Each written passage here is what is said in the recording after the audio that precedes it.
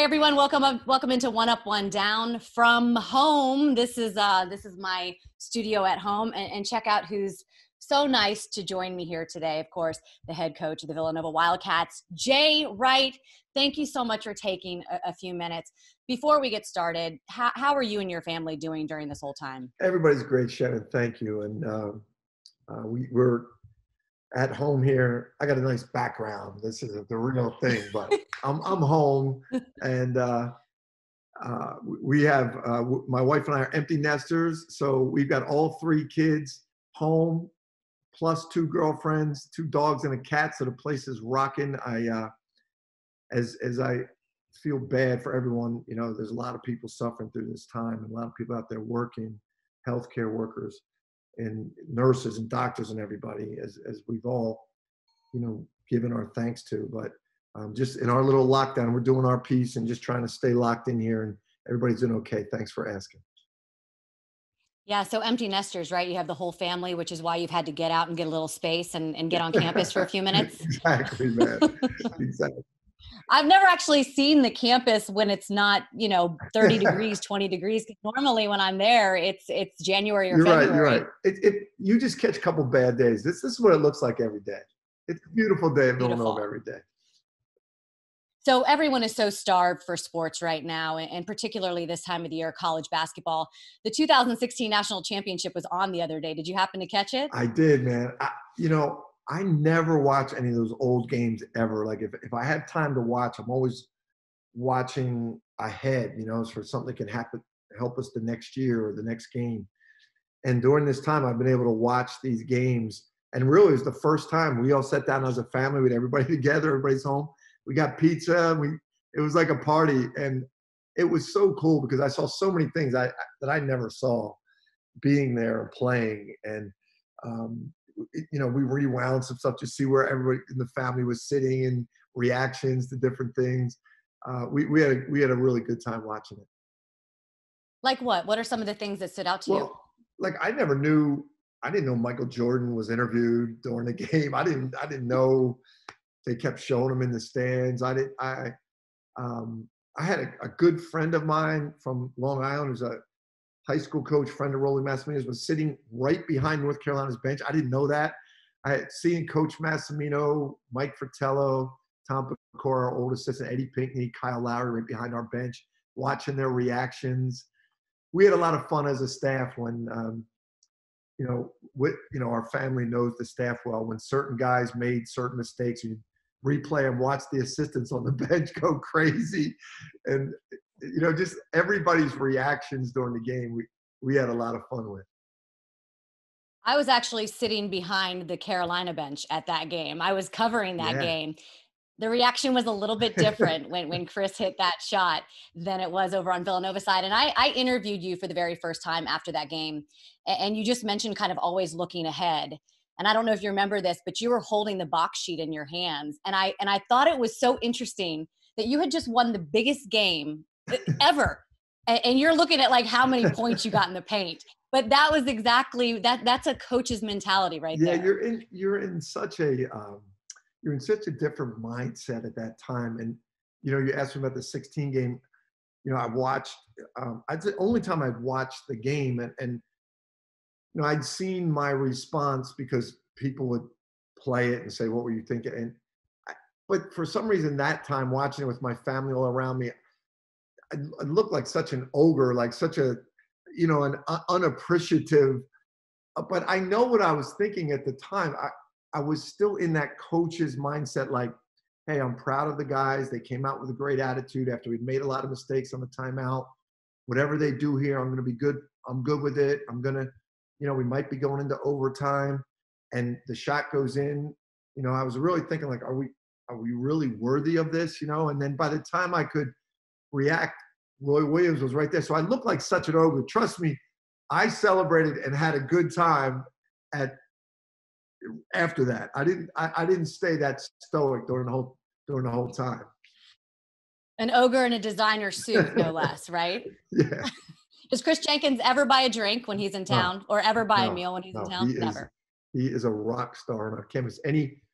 he was playing and he had an injury, so he came back and joined our staff this year. It was so cool to have him with us because anything we did, people wanted to see him. And even if I had to do some media event, if I was busy, I could say, I'll send Chris Jenkins, and they'll be like, oh, cool. Like, we'd rather have him than you anyway. So it was really valuable having him around. That's not true. I know you're a rock star on that campus as well. What's the one thing that fans want to talk to you about when they see you on the street or out at dinner? Well, I'm starting to come to grips in Philadelphia with people say thank you. They say thank you for the championships.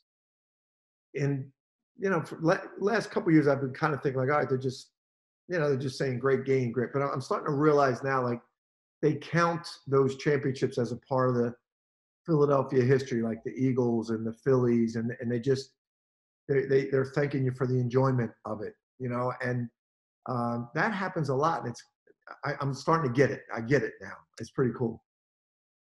We will get back to playing sports and certainly back to basketball very soon. What are you and your family doing during this time? We are enjoying the time together. We really are. So my sons and their girlfriends, they all have jobs. So during the day, we're all spread out all over the house. I'm in my office at home right now, as I said, even though we have this nice background. But we're all spread out. We're kind of working during the day. We do have a place to work out here at our house. So we run into each other, workout times. We'll do some yoga together. Different people will do different workouts together.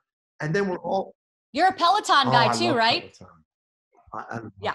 You told me the story about you losing a game and jumping on your Peloton to kind of forget about everything, and what happened. And we lost in the second round to NC State. And I thought, I'll get on the Peloton bike and I'll do this workout and no one here will even be thinking about it. I'll get into my own world.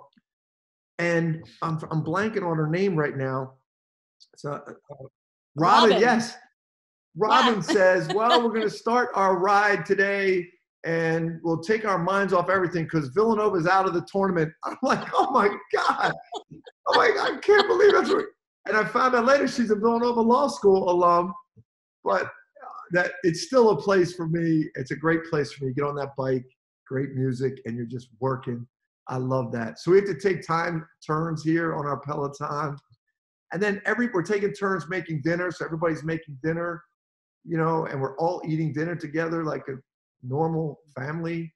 And then playing games at night or going for walks together or watching a movie. It's pretty basic, but it's pretty cool. I think we're all enjoying it. Yeah, Coach, I did read that you said, I'm really trying to test myself on what else there is inside me besides basketball. What does that mean? My wife says that to me all the time. And the longer I've been in this business, she always says that to me. She's like, like the Jay I married, like there was a lot more to you. It wasn't basketball 24/7. And I would hear her and I would know she's right. But, I admit that, everything that happens to me and everything I see, I relate it back to how does it help our team? How does it help somebody on our team? How does this relate to Colin Gillespie, or how does this relate to Sadiq Bey? And so it probably does dominate my time more than it should. But so I'm really forcing myself now to see, okay, even though some of those things come to my mind, let's look at things and see how it affects other things in the world, like our Villanova nurses. What can we do to help? Villanova has a great nursing school, and all these great stories about what the Villanova nurses are doing out there, and what the first responders are doing. How can I think about them and try to help them and be a better father and a better husband and brother and son, and which is what I should be doing all the time. But I get caught up in too competitive. So it has been enlightening for me. Congratulations on Sadiq, by the way. And when you talk about your players, right? I cover college football, college basketball, and I just feel like basketball is so much more unique. The bond is so much special because there's so many fewer players, right? The intimacy of it. So how are you staying connected with your guys, many of whom only have had basketball in their lives as sort of their central focus point for so many years? You bring up a lot of good points there, Shannon. Like, I marvel at football coaches, especially head coaches, how they've got so many guys, and seems like they know each guy. You know, for us, we really only have 11 on scholarship, and we usually have 1 or 2 walk-ons. We really rarely have more than 12 guys, and we do have intimate relationships with all of them. And it's something that I think we all really miss right now. So, you know, when we text each other or FaceTime each other, we get a big Zoom session tomorrow at 5 o'clock because I'm going to make sure they get all their schoolwork done. And we're going to treat it like they're going away on break, and we're going to, you know, say goodbye for the break. But you can really feel how much we miss each other. It's a feeling like when you see each other's face pop up on the screen, or even a text, you can feel it, like we really enjoy communicating with each other, and we really truly miss each other. And you know, I have my own group chat, just me and the players, separate from the assistants. Not that we hide anything, but it kind of gives them, it's just our little thing. Then we have a big one with everybody, but you know, everybody always hits back on that, miss y'all, love y'all. It's a feeling. It's really been, I think, something that we will all carry going forward and remember about this time. Yeah, I also heard you say something that really struck a chord with me. He said that people who live their lives for others are true heroes. And maybe this will recenter us on who the real heroes really are. That maybe as a society and as a culture, we got a little off base. I loved that statement, Coach. And I wonder how you express those to your players. You know what, Shannon? This is a great opportunity for us with our players, because I say this to them all the time. Like when it's a Christmas night sometimes and we're in the practice facility, and I say, like, hey guys, if your family members, girlfriends, mom, dad, anybody is saying like you're crazy Christmas night being in there, like they're right. They're right. Like we are crazy, and we have a unique passion for this game. Doesn't make us right or better than anybody else. And we always have to take that time to understand we're just basketball players. Sometimes in our society, we all get treated like we're something better than everybody else. And we talk about it all the time. And I think our guys get it. You know, we try to find opportunities before this happened where we look at people and we appreciate what they did, and really say, you know, your mom and dad that goes to work every day, took care of you, taking care of your brothers and sisters. They're really the stars. Well, this is really showing like all right, we're not playing basketball. We're not watching us on TV. That's not hurting anybody. Yeah. But if those first responders or those nurses in the hospital or those doctors weren't there right now, we'd all be in a lot of trouble. They're the people that should be stars in our society. And I think we're all coming to grips with that right now. And I think it's a great perspective for all of us to learn. Yeah, certainly. We all know, right, how much pain there is out there right now.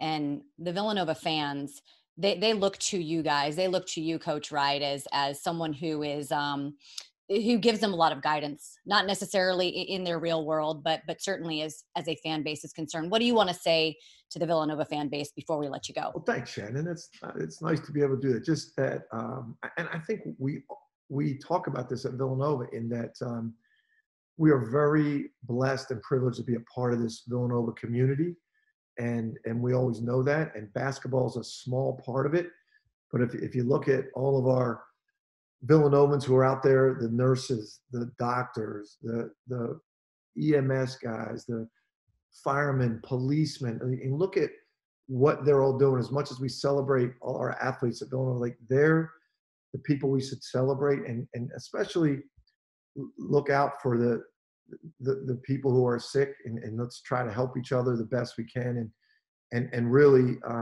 support all of those healthcare workers that are taking care of them. That's what we can do as a community right now.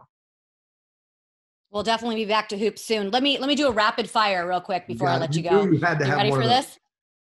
You did? You knew it? Something crazy. Go ahead. All right. Last book you read. Our guy, Jim.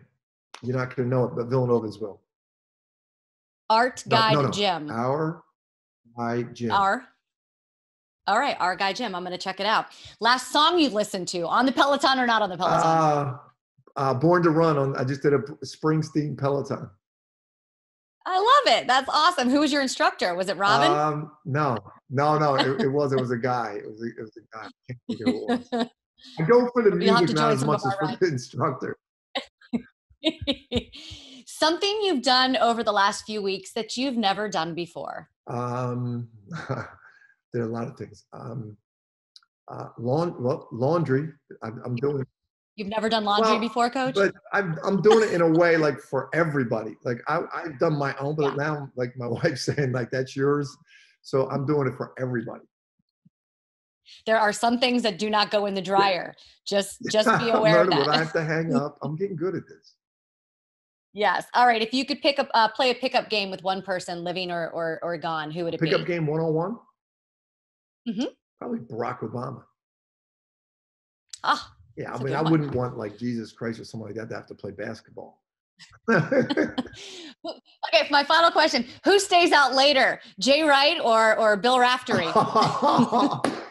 Hey, Jay Wright when he's with Bill Raftery. Because he has to make sure he's taken care of first before he can go home. Otherwise, Bill Raftery. We went out to dinner with you guys one night after a game, and I was going to ride. Well, I told Raft that I wanted to leave early, and he's like, let's just ride over there together. And my answer was like, no, because I'll be ready to go, and he'll still want to hang out. But you're a wily veteran. That's a smart move. Coach Wright, thank you so much for joining me for One Up, One Down. Great to see you, Shannon. I hope you and your family stay safe and healthy.